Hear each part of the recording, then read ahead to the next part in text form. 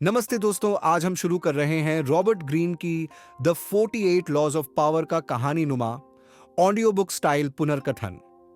हर अध्याय में practical examples, छोटे छोटे किस्से और अप्लाई करने लायक कदम होंगे। याद रहे, ये नियम हैंडकफ्स नहीं, कंपस हैं। चलिए शुरू करते हैं। अध्याय 1। कभी अपने गुरु या बॉस को छाया में मत डालो। सोचिए, आप एक नई टीम में आए हैं, आपके आइडियाज तेज हैं, एग्जीक्यूशन तगड़ा है, लेकिन जैसे ही आप हर मीटिंग में चमकने लगते हैं, आपके लीड का दिल हल्का सा असुरक्षित हो जाता है। पावर का पहला नियम कहता है कि अपनी ब्रिलियंस को ऐसे फ्रेम करो कि वह आपके लीडर की रोशनी को बढ़ाए, घटाए नहीं। यानी क्रेडिट इस तरह बांटो कि नैरेटिव में लीडर फ्रंट पर रहे और आप ट्रस्टेड आर्म बने। एक छोटा तरीका है स्पॉटलाइट शेयरिंग, जैसे प्रेजेंटेशन में शुरुआती लाइन अपने बॉस की विजन को समर्पित करना और अंत में आउटकम्स को टीम एफर्ट कहना। दूसरे, सटल मेंटोरिंग मांगिए ताकि वे खुद को यूजफुल महसूस करें। तीसरे, अपने रफ एजेस याद दिलाते रहें, परफेक्शन का इल्यूजन मत बनाइए। इससे उनके मन में यह बैठता है कि आप थ्रेट नहीं, उनकी लेगेसी के एनहांसर हैं। ध्यान रहे, यह झुकना नहीं, स्ट्रैटेजी है, क्योंकि जब नेता सिक्योर होगा तब रिसोर्स, इंट्रोडक्शन और प्रोटेक्शन आपके पास खुद चल कर आते हैं। अंत में अपने लॉन्ग गेम पर टिके रहें, क्योंकि टेम्पररी अंडरप्ले आपको लॉन्ग टर्म में सेंटर स्टेज दिलाता है। अध्याय 2। दोस्तों पर अंधा भरोसा मत करो और पुराने प्रतिस्पर्धियों को समझदारी से साथ लाओ। दोस्त कभी कभी कंफर्ट से लेजी हो जाते हैं या पर्सनल एक्सपेक्टेशन से हर्ट करते हैं, जबकि फॉर्मर राइवल प्रूव करने की आग में ज्यादा डिसिप्लिन रहता है। हायरिंग या कोलैबोरेशन में लॉयल्टी से पहले इंसेंटिव्स और अकाउंटेबिलिटी देखिए। काम की शुरुआत छोटे क्लियरली डिफाइंड टास्क से करें, मेजरेबल आउटकम सेट करें और टाई करें परफॉर्मेंस बेस्ड रिवॉर्ड से। दोस्त हों तो भी रिटन एक्सपेक्टेशंस रखिए ताकि रिलेशनशिप प्रोफेशनल रहे। याद रखिए, ट्रस्ट अर्न होता है, गिफ्ट नहीं। स्ट्रक्चर के बिना इमोशंस अक्सर डिलीवरी खा जाते हैं। टैक्टिकल मूव यह है कि राइवल्स को स्मॉल विंस दीजिए, पब्लिक एक्नॉलेजमेंट दीजिए और उन्हें रेपुटेशन रिपेयर का चांस दें। वे इस ब्रिज को गिरने नहीं देंगे, क्योंकि उनके लिए यह डिग्निटी का सवाल बन जाता है। अध्याय 3। अपने असली इरादे छिपा कर रखिए, क्योंकि what people can not see they can not block. Planning table पर लेयर्स बनाइए, आउटर लेयर में हार्मलेस गोल्स, इनर लेयर में रियल ऑब्जेक्टिव। मीटिंग्स में ब्रॉड विजन बोलिए, स्पेसिफिक्स में डिलिबरेटली एम्बिग्युइटी रखिए ताकि ओपोनेंट्स गेसवर्क में उलझे रहें। मिस डायरेक्शन अनएथिकल नहीं, डिफेंसिव आर्ट है, ठीक वैसा ही जैसे चेस में डीकॉय मूव। प्रैक्टिकल टिप है कि पैरेलल नैरेटिव्स रखें, एक पब्लिक, एक प्राइवेट, और डिसीजन लॉग्स केवल कोर सर्कल में सर्कुलेट करें। अक्सर लोग पैटर्न्स पकड़ना चाहते हैं, इसलिए कभी कभी प्रिडिक्टेबल छोटी जीतें दिखाइए ताकि बड़ी चाल पर कोई सस्पिशन न बने। सीक्रेसी का मतलब आइसोलेशन नहीं, क्यूरेटेड कम्युनिकेशन है। अध्याय 4। कम बोलिए, क्योंकि साइलेंस सबसे सख्त आर्मर है। निगोशिएशन में जितना आप बोलेंगे उतना आप रिवील करेंगे, जितना सामने वाला बोलेगा उतना आप सीखेंगे। क्रिस्प सेंटेंसेस, मेजर्ड पॉजेस और न्यूट्रल फेस, ये 3 हैबिट्स आपके शब्दों की कीमत बढ़ाते हैं। जब आप कम बोलते हैं, लोग असम्पशंस भरते हैं और अक्सर वे असम्पशंस आपकी उम्मीद से ज्यादा फेवरेबल होते हैं। एक माइक्रो टैक्टिक है स्लो रिस्पॉन्स रूल। तुरंत सफाई देने की जरूरत नहीं, पॉज से ग्रेविटी आती है। दूसरी, रिटोरिकल क्वेश्चंस का इस्तेमाल कीजिए जो सोचने पर मजबूर करें और आपको कम बोलकर भी लीड दिलाई। याद रखिए, ऑथोरिटी आवाज की ऊंचाई से नहीं, शब्दों की कमी से पैदा होती है। अध्याय 5। रेपुटेशन आपकी इनविजिबल कैपिटल है, इसे डेली हाइजीन की तरह मैनेज कीजिए। रेपुटेशन मैट्रिक्स बनाइए, किन सर्कल्स में क्या इमेज चाहिए, रिलायबिलिटी, डिस्क्रेशन, क्रिएटिविटी, फेयरनेस। हर सर्कल के लिए प्रूफ पॉइंट्स क्यूरेट करें, जैसे case studies, testimonials, public acknowledgements. अगर किसी ने धुंध फैलाने की कोशिश की तो immediate, factual, unemotional counter narrative जारी करें, जैसा प्रेस नोट, छोटा, साफ और शेयरेबल। कभी भी लंबी इमोशनल जस्टिफिकेशन में ना जाए, क्योंकि वो अक्सर आग को हवा देती है। अपने नाम को वैल्यू से बांधिए, केवल नॉइज से नहीं। लगातार छोटे कंसिस्टेंट एक्ट्स किसी बड़े पीआर स्टंट से ज्यादा टिकाऊ क्रेडेंशियल बनाते हैं। अध्याय 6, अटेंशन पावर का ऑक्सीजन है। भीड़ भरी दुनिया में आप तभी दिखेंगे जब आपकी एंट्री क्लियर हो, इमेज शार्प हो और मैसेज सिंपल। अपने काम को हेडलाइंस में सोचिए, एक लाइन जो याद रह जाए, एक विजुअल जो दिमाग में बस जाए और एक जेस्चर जो स्टोरी बन जाए। एग्जाम्पल के तौर पर प्रोडक्ट डेमो को इवेंट बनाइए, इनवाइट लिस्ट को क्यूरेटेड रखिए और टेक अवेज को शेयरेबल बनाइए। लेकिन याद रखें, अटेंशन खुद में लक्ष्य नहीं, पुल है। उस पुल से ऑडियंस को रिजल्ट तक ले जाइए, जैसे call to action, next step या trial. Make it easy to engage, then easy to buy in. अध्याय 7, दूसरों से काम कराइए, डायरेक्शन अपने हाथ रखिए और क्रेडिट को ब्रांड स्टोरी में पिरोइए। डेलीगेशन का मतलब डंपिंग नहीं, क्लियर ब्रीफ है। Outcome, timeline, freedom, review rhythm. A players को रिजल्ट ओनरशिप दें, बी प्लेयर्स को स्कैफोल्डिंग। वीकली डेमो से ड्रिफ्ट पकड़िए, ब्लॉकर्स हटाइए। डिलीवरी के बाद स्टोरी इस तरह फ्रेम करें कि सेंट्रल थ्रेड आपके विजन के साथ जुड़ी दिखे, जबकि क्रेडिट पूरे टीम को मिले। यह बैलेंस टीम की लॉयल्टी बढ़ाता है और आपकी लीडरशिप को आर्किटेक्चरल स्टैचर देता है। याद रखिए, स्टार बनना नहीं, कॉन्स्टलेशन बनाना लॉन्ग गेम है। अध्याय 8, चेज मत कीजिए, पुल क्रिएट कीजिए। स्कैरसिटी, एक्सक्लूसिविटी और टाइमिंग आपके सबसे सरल टूल्स हैं। वेटिंग लिस्ट, लिमिटेड कोहॉर्ट्स और इनवाइट ओनली प्रीव्यूज क्यूरियोसिटी बढ़ाते हैं। अपनी प्रेजेंस को कैजुअली रेयर रखिए और एक्सेसिबिलिटी को पर्पसफुल बनाइए। प्रोस्पेक्ट को चेस करने के बजाय वैल्यू बीकन्स जलाइए ताकि लोग खुद आइए। प्रैक्टिकल स्टेप है क्वालिफिकेशन गेट्स, ताकि जो जेन्युइनली अलाइंड हो वही अंदर आइए। जब आप डिमांड आर्किटेक्ट बन जाते हैं, नेगोशिएशन नेचुरली आपके पक्ष में झुकती है। अध्याय 9, किसी भी बहस से ज्यादा असर प्रूफ का होता है। स्मॉल पायलट्स, क्विक विंस और क्रिस्प मैट्रिक्स बहस को समाप्त कर देते हैं। जब आप दिखाते हैं कि सिस्टम चलता है, डाउट घटता है। अपना ये demo first culture, talk 1 show 2। और याद रखिए, ओपोनेंट की असहमति को पर्सनल ना लें, उसे एक्सपेरिमेंट में बदल दें। नेक्स्ट मीटिंग में डाटा बोलने दीजिए। यह पोस्चर आपका ईगो नहीं, आपकी मैच्योरिटी दिखाता है और यही इन्फ्लुएंस का टिकाऊ रूप है। अध्याय 10, इन्फेक्शंस रियल हैं, नेगेटिविटी फैलती है। लगातार शिकायत करने वाले, ब्लेम शिफ्टर्स और ड्रामा मैग्नेट्स से रिस्पेक्टफुल डिस्टेंस रखें। एम्पैथी रखिए पर एंगेजमेंट सीमित। अपने कैलेंडर को हेल्थ फिल्टर से चलाइए, जैसे high energy mornings, deep work, afternoons for necessary meetings. अपने एनवायरनमेंट में ग्रोथ माइंडेड लोगों की संख्या बढ़ाइए। यह सिर्फ सोशल चॉइस नहीं, परफॉर्मेंस आर्किटेक्चर है। एक सिंपल प्रैक्टिस है, वीकली रिलेशनशिप ऑडिट। किसके साथ समय बढ़ाना है, किसके साथ जेंटल बाउंड्रीज चाहिए। आपका वातावरण आपकी दिशा तय करता है। अध्याय 11, लोग जब आप पर निर्भर होते हैं तब आपकी बार्गेनिंग पावर जन्म लेती है। इंडिस्पेंसिबल बनने का मतलब है रेयर कॉम्बिनेशन बनाना। Domain depth plus network reach plus reliability. ऐसी कैपेबिलिटी चुनिए जो अदर्स के लिए क्रिटिकल हो और उसे लगातार शार्पन कीजिए। सिस्टम्स को इस तरह स्टिच करें कि आपका रिमूवल कॉस्टलियर लगे, पर डिपेंडेंसी को फियर से नहीं, वैल्यू से चलाइए। फियर शॉर्ट टर्म देता है, वैल्यू लॉन्ग टर्म सीज प्रूफ ट्रस्ट बनाती है।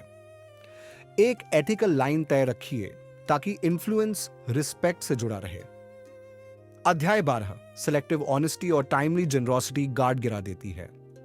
नेगोशिएशन की शुरुआत में एक छोटा सच या भरोसा दिखाने वाला थॉटफुल जेस्चर दूसरे को सॉफ्टन करता है। यह टोकन सिर्फ सिंबल नहीं, सिग्नल है कि आप फेयर प्ले करते हैं। पर ऑनेस्टी नाइव ना हो, बाउंड्रीज इंटैक्ट रखिए। कभी भी ऐसी इंफॉर्मेशन न दें जो आपके कोर लेवरेज को चोट पहुंचाए। जनरोसिटी को भी स्ट्रैटेजिक रखिए, वहां दीजिए जहां रिलेशनशिप कंपाउंड होगा। अध्याय 13, हेल्प मांगते वक्त सामने वाले के सेल्फ इंटरेस्ट पर बात कीजिए। उनके केपीआईज, उनके बॉस की प्रायोरिटीज, उनके रिस्क एपिटाइट को समझिए और प्रपोजल को उसी भाषा में लिखिए। नैरेटिव बदलता है जब आप बोलते हैं इससे उनको क्या मिलेगा। उन्हें हीरो बनाइए, खुद को कैपेबल एलाई। टाइमलाइंस और सक्सेस क्राइटेरिया उनकी सुविधा से मैच कीजिए। जब दूसरों के जीतने का रास्ता आपके जीतने से गुजरे, तब पार्टनरशिप ऑर्गेनिक हो जाती है। अध्याय 14, दोस्ती के लिबास में ऑब्जर्वेशन की कला सीखिए। ओपन एंडेड सवाल पूछिए, साइलेंस को स्पेस दीजिए और माइक्रो रिएक्शंस देखिए। लोग अक्सर अनकहे में सच बोल देते हैं। मीटिंग के बाद शॉर्ट नोट्स बनाइए, पैटर्न्स निकलिए और अगले स्टेप्स उसी के अनुसार डिजाइन कीजिए। ये स्पाइंग नहीं, सेंसिंग है। रिस्पेक्टफुल क्यूरियोसिटी ट्रस्ट भी बनाती है और फॉरसाइट भी। जो सुना उसे सेफ रखिए, तभी डोर्स खुले रहते हैं। अध्याय 15, जब कॉन्फ्लिक्ट आइडेंटिटी का सवाल बन जाए और स्टेक्स जस्टिफाई करें, तो डिसाइसिव एंड ही पीस देता है। आधा छोड़ा गया संघर्ष बार बार उभरता है। डिसाइसिव होने का मतलब क्रूल होना नहीं, सर्जिकल क्लैरिटी है। रूल्स क्लियर रखें, कॉन्सिक्वेंसेस प्रिडिक्टेबल और क्लोजर क्लीन। क्लोजर के बाद कभी भी विक्ट्री परेड मत निकालिए, शांत रहिए ताकि बिटरनेस सीड न बने। स्ट्रैटेजी ये है कि आप प्रॉब्लम सॉल्व करें, एनिमी क्रिएट न करें। अध्याय 16, एब्सेंस एक अंडर एस्टिमेटेड टूल है। जब आप हमेशा अवेलेबल होते हैं, आपकी वैल्यू कमोडिटी बनती है। जब आप क्यूरेटेड तरीके से दिखते हैं, आपकी प्रेजेंस प्रेशियस लगती है। इंटेंशनल गैप्स क्यूरियोसिटी जगाते हैं। यह स्किल पर्सनल ब्रांडिंग से लेकर लव लाइफ तक चलती है। वापस लौटते समय नया वैल्यू लेयर जोड़िए ताकि लोगों को लगे रिटर्न वर्थ द वेट है। यह डांस ऑफ डिस्टेंस और प्रेजेंस रिस्पेक्ट का प्राकृतिक रिथम बनाती है। अध्याय 17, कंट्रोल्ड अनप्रिडिक्टेबिलिटी इंट्रीग का स्रोत है। प्रिडिक्टेबल होने से लोग आपके ऊपर सो जाते हैं। स्मॉल हार्मलेस सरप्राइजेस से अटेंशन जागती रहती है। स्ट्रैटेजी में अनप्रिडिक्टेबिलिटी, कैरेक्टर में रिलायबिलिटी रखें, यानी आपके वैल्यूज स्थिर हों, मूव्स फ्रेश। कभी एजेंडा बदल दीजिए, कभी फॉर्मेट, ताकि लोग अलर्ट रहें। अलर्ट ऑडियंस इन्फ्लुएंस के लिए सबसे अच्छा सॉइल है। अध्याय 18, फोर्ट्रेस में रहना टेम्पटिंग है, पर आइसोलेशन इंफॉर्मेशन किल करती है। फील्ड में रहिए, सिग्नल्स पढ़िए और इनफॉर्मल चैनल्स बनाए रखिए। जितना आप ग्राउंड की हवा में रहेंगे, उतना ही ठीक समय पर पिवट कर पाएंगे। अपने ऑफिस को ओपन रेडर बनाइए। सप्लायर्स, कस्टमर्स, जूनियर्स, क्रिटिक्स, सबकी आवाज आपके पास पहुंचे। स्ट्रॉन्ग डिफेंसेस मूविंग इंटेलिजेंस से बनते हैं, पत्थर की दीवारें से नहीं। अध्याय 19, हर इंसान अलग स्क्रिप्ट से चलता है। किसी को रिस्पेक्ट चाहिए, किसी को फ्रीडम, किसी को सर्टेनिटी, किसी को स्पॉटलाइट। पिच को पर्सनैलिटी के हिसाब से टेलर कीजिए। हाई डोमिनेंस लोगों से क्रिस्प और आउटकम फर्स्ट बात, हाई एनालिटिकल से डेटा फर्स्ट, हाई एम्पैथी से इम्पैक्ट फर्स्ट, हाई क्रिएटिव से पॉसिबिलिटी फर्स्ट। जब आप व्यक्ति को समझकर बात करते हैं, रेजिस्टेंस गिरता है और रपोर बनता है। इस मैपिंग को लिखकर प्रैक्टिस कीजिए, यह आपकी सुपर पावर बनेगी। अध्याय 20, जल्दी कमिटमेंट से फ्लेक्सिबिलिटी मरती है। ऑप्शंस ओपन रखें, टेस्ट करें, स्मॉल बेट्स लगाएं और धीरे धीरे लॉक इन करें। लैंग्वेज में भी विगल रूम रखें, जैसे इनिशियल, प्रोविजनल, पायलट। यह आपको बेहतर डील्स, बेटर टाइमिंग और बेटर पार्टनर्स देता है। कमिटमेंट तब कीजिए जब असिमेट्री आपके पक्ष में हो। याद रखिए, प्रीमियर क्लोजर अक्सर रिग्रेट बनती है, पैटियंस प्रीमियम बन जाता है। अध्याय 21, मूर्ख बनकर मूर्ख पकड़िए। डिलिबरेट अंडरप्ले से लोग गार्ड नीचे रखते हैं। अंडर एस्टिमेट करवा कर आप एक्सपेक्टेशंस लो सेट करते हैं और फिर क्वाइटली ओवर डिलीवर करके शॉक वैल्यू क्रिएट करते हैं। यह टैक्टिक ईगो सोथिंग भी करता है, लोग आपको पसंद भी करते हैं। कैश ने यह है कि ओवरडू ना करें, नहीं तो क्रेडिबिलिटी गिरती है। मास्क का उद्देश्य कंफर्ट देना है, कैपेबिलिटी छुपाना नहीं। अध्याय 22, सरेंडर स्ट्रैटेजी तब लगाइए जब ग्राउंड अनफ्रेंडली हो और फाइट का कॉस्ट बेवजह ऊंचा। रिट्रीट सिंपैथी, टाइम और बेटर पोजीशन देता है। ग्रेसफुली कंसीड कीजिए और बैक स्टेज में रिसोर्सेज, एलाइज, इंफॉर्मेशन बिल्ड कीजिए। फिर सही वक्त पर कमबैक लीजिए। यह पेशेंस पैसिव नहीं, प्रेपरेटोरी है। चेस में कभी कभी एक रुक देखकर पूरा गेम जीता जाता है। अध्याय 23, अपनी ताकत को केंद्रीकृत कीजिए। स्कैटर्ड एनर्जी से नॉइज बनता है, फोकस्ड एनर्जी इंपैक्ट। एक कोर ऑब्जेक्टिव चुने, उस पर रिसोर्सेज, टाइम और अटेंशन लॉक कर दें। डिस्ट्रैक्शंस को पोलाइटली नो कहिए ताकि कंपाउंडिंग शुरू हो। जब ब्रेक थ्रू आए उसे शोकेस कीजिए ताकि मोमेंटम और कैपिटल दोनों बढ़ें। यह डिसिप्लिन बोरिंग लगता है, पर यही असाधारण आउटकम्स की मां है। अध्याय 24, कोड क्राफ्ट सॉफ्ट पावर की फाइन आर्ट है। हाई रूम्स में डायरेक्टनेस से ज्यादा टोन, टाइमिंग और टैक्ट काम करते हैं। कॉम्प्लीमेंट्स को सिंसियर और स्पेसिफिक रखें। ह्यूमर को लाइट और काइंड, डिसेंट को प्राइवेट और रिस्पेक्टफुल।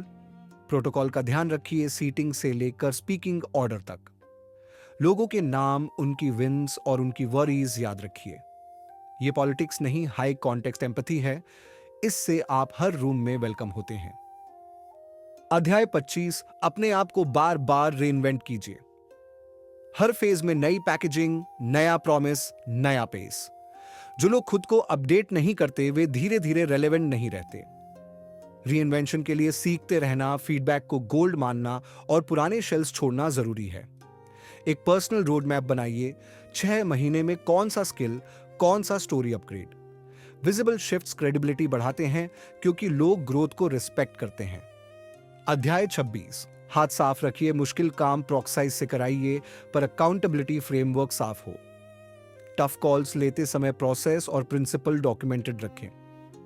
आप नैरेटिव और विजन का चेहरा बने, मड फाइट में न उतरे। इंटरमीडियरीज को फेयर और फर्म रखिए ताकि वे मिसयूज न करें। यह केवल इमेज सेफ्टी नहीं, इंस्टीट्यूशनल हाइजीन भी है। टफ डीड्स को डिग्निफाइड तरीके से एग्जीक्यूट करना लॉन्ग टर्म ट्रस्ट का हिस्सा है। अध्याय 27, लोग मीनिंग और बिलोंगिंग चाहते हैं। एक ऐसी स्टोरी दीजिए जिसमें वे खुद को हीरो देखें और ग्रुप को family. Simple symbols, shared rituals और कॉमन वोकैबुलरी कल्चर बनाते हैं। वीकली विन सेलिब्रेट करिए, फेलियर को लर्निंग में ट्रांसलेट करिए। जब आइडेंटिटी ग्रुप से जुड़ जाती है, कमिटमेंट एक्स्ट्रॉर्डिनरी हो जाती है। ध्यान रखें, बिलीफ को गार्ड रेल्स चाहिए, नहीं तो कल्ट रिस्क्स पैदा होते हैं। इसलिए ट्रांसपेरेंसी और अकाउंटेबिलिटी पैरेलल चलें। अध्याय 28, बोल्डनेस हेजिटेशन को काटती है, पर प्रिपरेशन बोल्डनेस को सेफ बनाती है। रिस्क को छोटे चंक्स में डिवाइड करें, रिहर्सल करें और फिर डिसाइसिव प्रवेश लें। बोल्ड एंट्री अटेंशन और अथॉरिटी दोनों बनाती है। अक्सर लोग सोचते रह जाते हैं, बोल्ड लोग शुरू कर देते हैं। शुरू करके लर्न करना परफेक्ट प्लान ढूंढने से बेहतर है। मोमेंटम बनाइए, फिर उसे एंड गेम तक रीच कराइए। अध्याय 29, एंड तक प्लान रखिए। माइलस्टोन्स डिफाइन कीजिए, कंटिंजेंसीज तैयार रखिए और क्लियर एग्जिट लिखिए। जब अंत साफ दिखता है, बीच का रास्ता खुद साफ हो जाता है। सरप्राइजेस आएंगे, पर नॉर्थ स्टार स्टेबल होगा। हर बड़ी मूव के बाद डीब्रीफ कीजिए, सीखे हुए को सिस्टम में लिखिए। एंड माइंडेडनेस आपको शाइनी डिस्ट्रैक्शन से बचाती है और रेपुटेशन को प्रिडिक्टेबल स्ट्रेंथ देती है। अध्याय 30, मेहनत बैकस्टेज, जादू फ्रंट स्टेज। एफर्टलेस इफेक्ट बनाने के लिए प्रैक्टिस, सिस्टम्स और चेकलिस्ट्स बनाइए। मिस्टेक्स रिहर्सल्स में कीजिए ताकि मंच पर स्मूथनेस दिखे। ऑडियंस स्मूथ डिलीवरी को जीनियस समझती है, यही हेलो इफेक्ट है। ह्यूमिलिटी रखें ताकि सक्सेस डाइजेस्ट हो और एरोगेंस डेवलप ना हो। काम कॉम्पिटेंस आपकी सिग्नेचर बनेगी। अध्याय 31, ऑप्शंस को कंट्रोल कीजिए ताकि डिसीजन कोई भी ले, दिशा आपकी रहे। 2 या 3 चॉइसेस दीजिए जिनमें हर रास्ता आपके लक्ष्य तक जाता है। फर्क बस फ्लेवर का हो। फ्रेमिंग ऐसा रखें कि लॉस अवर्जन आपके पक्ष में काम करे और डिफॉल्ट आपका प्रेफर्ड हो। इससे लोगों को ऑटोनॉमी महसूस होगी, आपको अलाइनमेंट मिलेगा। यह डिजाइन ऑफ चॉइस है, मैनिपुलेशन नहीं, जब इंटेंट म्यूचुअल बेनिफिट का हो। अध्याय 32, लोग सपनों से प्रेरित होते हैं, केवल तथ्यों से नहीं। उनकी एस्पिरेशन सुनिए, फिर उसी भाषा में पॉसिबिलिटी दिखाइए। रियलिस्टिक होप दीजिए जो अगले 3 कदम बताती हो। बिग विजन को छोटे विंस में ब्रेक करे ताकि जर्नी विजिबल हो। जब लोग महसूस करते हैं कि उनका ड्रीम आपके साथ सेफर और फास्टर होगा, वे नेचुरली जुड़ते हैं। होप इंजन है, प्रोसेस स्टीयरिंग है। अध्याय 33, हर इंसान का एक लेवर होता है। किसी का प्राइड, किसी का सिक्योरिटी, किसी का लव, किसी का लेगेसी। डीप लिसनिंग से इस लेवर को पहचानिए। फिर प्रपोजल को उसी लेवर से जोड़िए, जैसे लेगेसी ड्रिवन व्यक्ति को इम्पैक्ट और परमानेंस दिखाइए, सिक्योरिटी ड्रिवन को रिस्क, शील्ड्स और गारंटीज। ये कोवर्शन नहीं, रेलेवेंस है। जब आप समवंस कोर वैल्यू का सम्मान करते हैं, डील आसान हो जाती है। अध्याय 34। रॉयल बेरिंग का अर्थ है शांत आत्मगौरव। Posture steady, pace measured, pauses meaningful. आपकी एंट्री और एग्जिट, आपकी सीटिंग और स्पीकिंग सब डिग्निटी कैरी करें।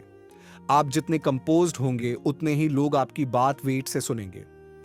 ऑथेंटिसिटी जोड़िए ताकि एलिगेंस ठंडा ना लगे। अप्रोचेबल एक्सेलेंस सबसे प्यारा मिश्रण है जो इन्फ्लुएंस को जेंटल बनाता है। अध्याय 35। टाइमिंग मास्टरी एक अदृश्य वेपन है। वेदर और टाइड की तरह कॉन्टेक्स्ट के रिदम्स होते हैं। सिग्नल्स पढ़िए, रेडीनेस, फैटीग, फियर, एक्साइटमेंट। सही बात गलत वक्त पर भी असफल हो जाती है, इसलिए पेशेंस रखें और राइट विंडो पर हिट करें। माइक्रो टाइमिंग भी सीखिए, जैसे पॉज कब, पिवट कब, पुश कब। जो समय को पढ़ लेता है वह एवरेज रिसोर्सेज से भी एक्स्ट्रॉर्डिनरी रिजल्ट्स निकाल लेता है। अध्याय 36। जो नहीं मिल सकता उस पर ऑब्सेसिव होना आपकी ऊर्जा और रेपुटेशन दोनों खा देता है। स्ट्रेटेजिक इग्नोरिंग से अनअटेनेबल वस्तु की पब्लिक वैल्यू घटती है। अपने अटेंशन बजट को क्यूरेट कीजिए, हाई लेवरेज टास्क्स और रिलेशनशिप्स पर लगाइए। स्कैर्सिटी ऑफ अटेंशन डेप्थ बनाती है और डेप्थ से डिस्टिंक्शन। यह डिसिप्लिन आपको नीडलेस फाइट्स और हॉलो ट्रॉफीज से दूर रखेगा। अध्याय 37। ग्रैंड स्पेक्टिकल मेमोरी को पकड़ लेता है। एक पावरफुल विजुअल, एक क्लीन लाइन और एक शेयर्ड इमोशन, ये तीन चीजें मिलकर इवेंट को लेजेंड बनाती हैं। लॉन्च, मर्जर, टर्न अराउंड, यहां तक कि टीम रियूअल को भी थिएटर सेंस से डिजाइन कीजिए। डिटेल्स पर ध्यान दें, एंट्री से एग्जिट तक जर्नी क्राफ्ट करें। इसके बाद इंटेंशनल साइलेंस रखिए ताकि एको फैले और स्टोरी ऑर्गेनिक लगे। अध्याय 38। सोच में स्वतंत्र रहें, आचरण में कंटेक्सचुअल। हर जगह रिबल दिखना स्मार्ट नहीं, कई बार ब्लेंडिंग एक्सेस दिलाती है और फ्रिक्शन कम करती है। रूल्स को समझकर अंदर से बेंड करिए, बिना उनके गार्डियंस को ट्रिगर किए। आउटवर्ड कंफॉर्मिटी और इनवर्ड ओरिजिनलिटी का यह मेल प्रैक्टिकल पावर देता है। यही आपको लॉन्ग कॉरिडोर एक्सेस दिलाता है, जहां असली डील्स बनती हैं। अध्याय 39। जब पानी गंदा हो आप साफ दिखें। केओस में काम रहना रेयर स्किल है। लोग पैनिक में गलतियां करते हैं।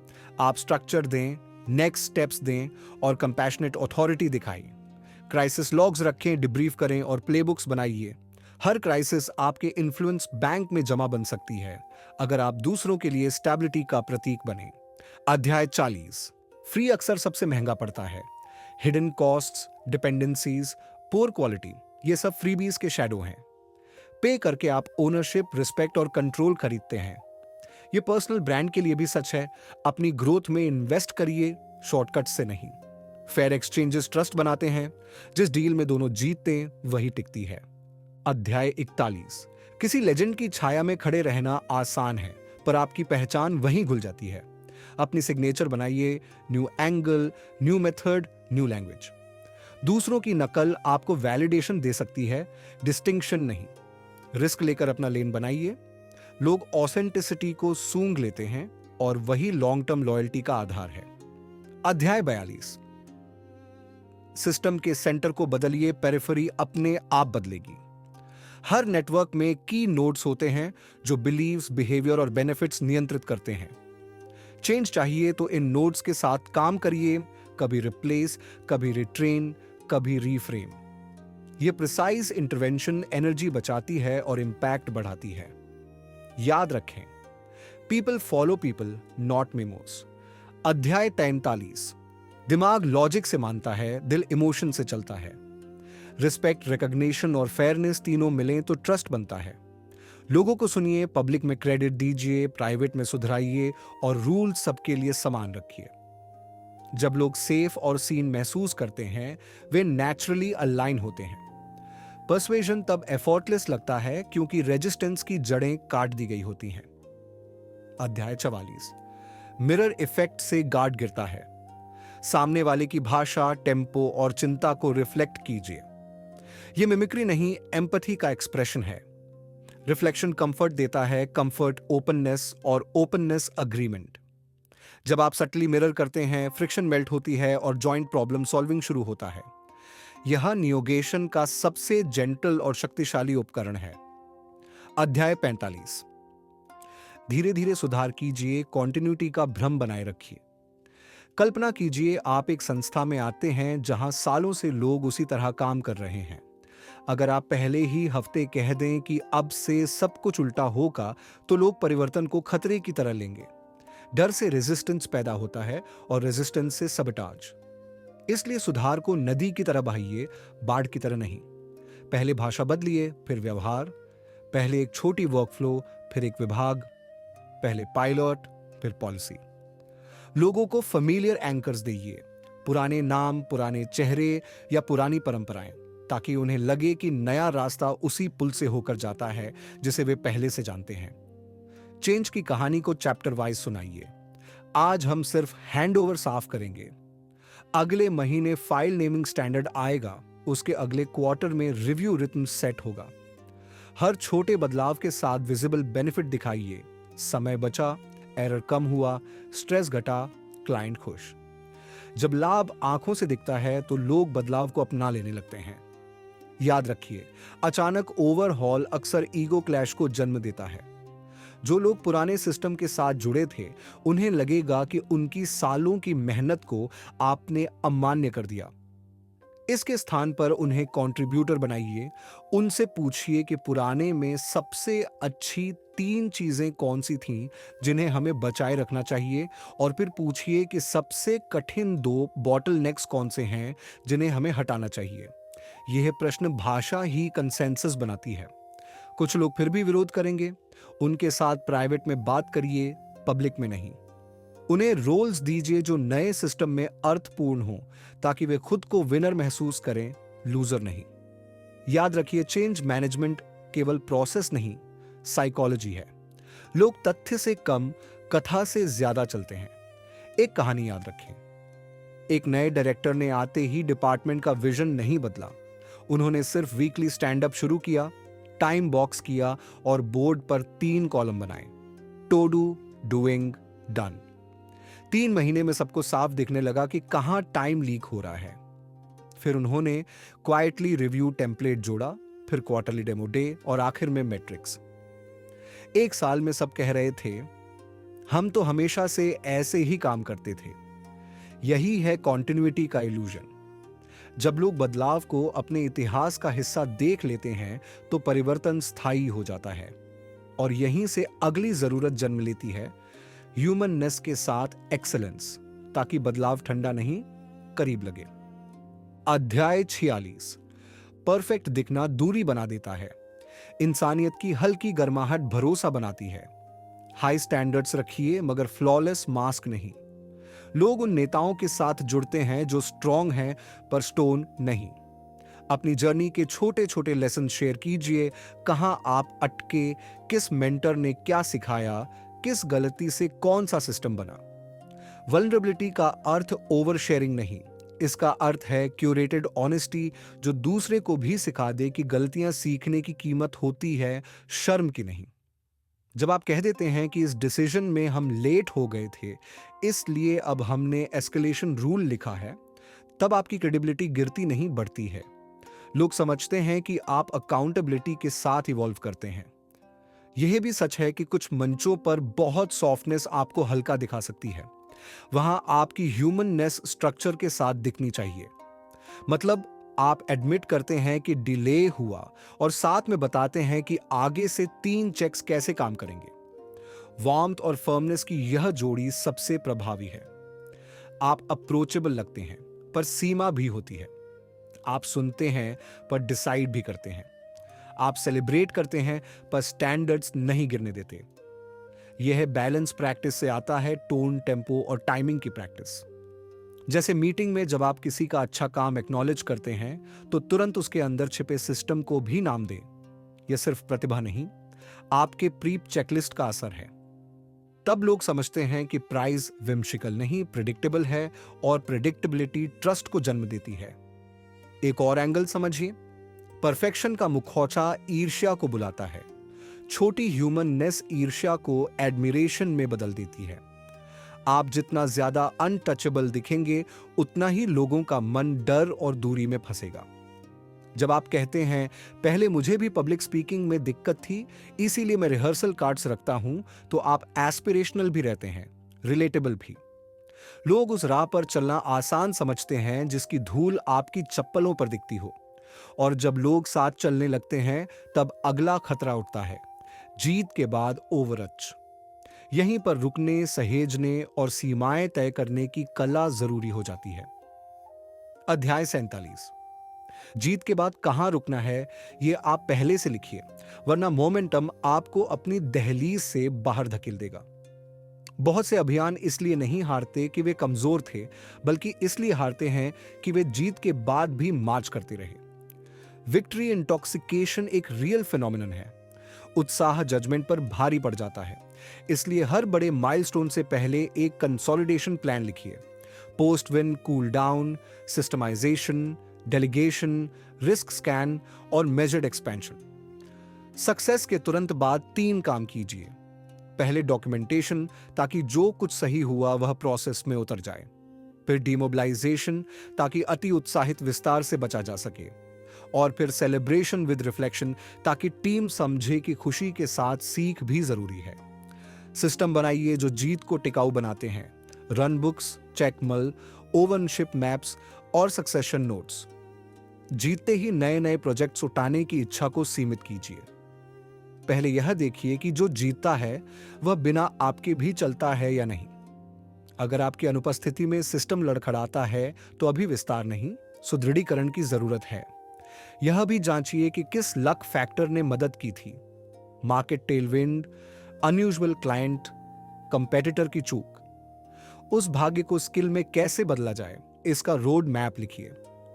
अगर भाग्य को स्किल में बदले बिना आगे बढ़ेंगे, तो अगली बार हवा उलटी चली तो नाव पलटेगी। एक कहानी से समझिए। एक स्टार्टअप को अचानक बड़ी फंडिंग मिली। उन्होंने तुरंत 3 देशों में लॉन्च कर दिया। 1 साल बाद कैश बर्न बढ़ा, कल्चर डाइल्यूट हुआ और क्वालिटी गिर गई। वही टीम अगर पहले प्लेबुक को 3 शहरों में परफेक्ट करती, लोकल चैंपियंस बनाती और ऑटोमेशन बढ़ाती, तो अगले देशों में विस्तार फ्रिक्शनलेस होता। जीत का असली टेस्ट स्केल नहीं, सस्टेनेबिलिटी है, और सस्टेनेबिलिटी का साथी है सीमाएं। आप जितनी स्पष्ट सीमाएं तय करते हैं, बजट, बैंडविड्थ, ब्रांड गार्डरेल्स, उतना ही आपके निर्णय शार्प रहते हैं।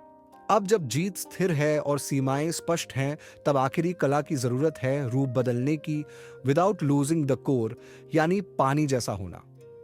अध्याय 48। रूप रहित बनिए, फॉर्मलेस जैसे पानी।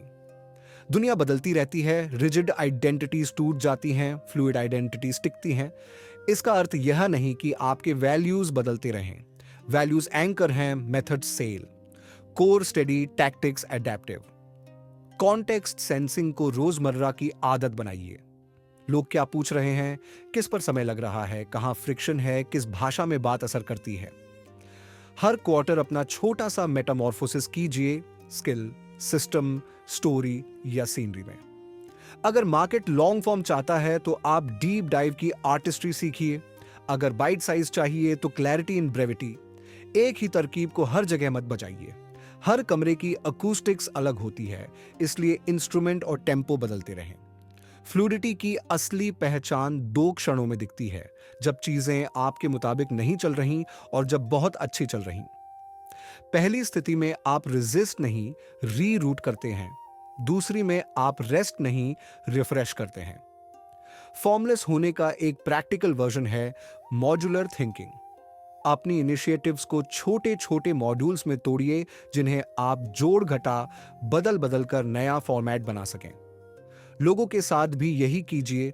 रोल्स को रिजिड टाइटल्स में मत बांधिए। स्किल्स, इंटरेस्ट और सीजन के हिसाब से उन्हें रोटेट कीजिए। इससे संगठन जीवित, सांस लेता हुआ ऑर्गेनिज्म बनता है, मशीन नहीं। और सबसे महत्वपूर्ण, फॉर्मलेस होना इनविजिबिलिटी नहीं, इनविजिबिलिटी का बुद्धिमान उपयोग है। जहां आवश्यक हो वहां स्पष्ट दिखिए। Clean promises, clean delivery, clean records. जहां शोर हो वहां शांत हो जाइए, सिग्नल खोजिए, शेप बदलिए और फिर सही जगह उभर आइए। ये साइलेंट स्ट्रेंथ आपको कॉन्फ्लिक्ट से नहीं, करंट से नेगोशिएट करना सिखाती है। एक दिन आप देखेंगे, आप किसी एक ट्रिक पर निर्भर नहीं, बल्कि किसी भी ट्रिक को जन्म देने की क्षमता पर टिके हैं। यही शक्ति का अंतिम रूप है, क्वाइट, काइंड, डिसाइसिव, एडेप्टेबल। और इस रूप के साथ हर जीत अगले सीखने का दरवाजा बनती है, हर हार अगली जीत का नक्शा। यही वह फ्लो है जो आपको लंबे समय तक प्रासंगिक, प्रभावी और शांत रखता है। दोस्तों, आज की यह पूरी यात्रा यहीं थोड़ी देर के लिए रुकती है, खत्म नहीं होती। शक्ति को समझना एक बार की कक्षा नहीं, एक रोज की प्रैक्टिस है। और अगर आपने यहां तक सुना है तो आप पहले ही अपने खेल को अगले स्तर पर ले जा चुके हैं। अब बारी है इन सीखों को अपनी जिंदगी, अपने काम, अपनी टीम और अपने रिश्तों में छोटे छोटे कदमों के साथ उतारने की। आज एक नियम चुनिए, उसे एक हफ्ते तक जिए और फिर देखिए कि आपका नजरिया, आपकी बातचीत और आपके नतीजे कैसे बदलते हैं। अगर ये ऑडियो बुक स्टाइल पुनर्कथन आपको मददगार लगा तो इस वीडियो को लाइक कीजिए, चैनल को सब्सक्राइब कीजिए और बेल आइकन दबाइए ताकि अगला डीप डाइव आप तक सबसे पहले पहुंचे। नीचे कमेंट में बताइए कि किस अध्याय ने आपके सोचने का तरीका बदला, किस रियल लाइफ सिचुएशन में आप कौन सा नियम आज से लागू करने वाले हैं और किन किताबों या विषयों पर आप अगले एपिसोड देखना चाहेंगे। आपकी राय इस चैनल की दिशा तय करती है।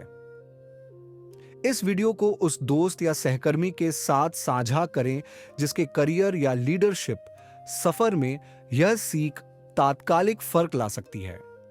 अगर आप कंटेंट को बार बार सुनकर लागू करना चाहते हैं तो इसे अपनी लर्निंग प्लेलिस्ट में जोड़ लें और हर हफ्ते एक नियम पर रिविजिट करें।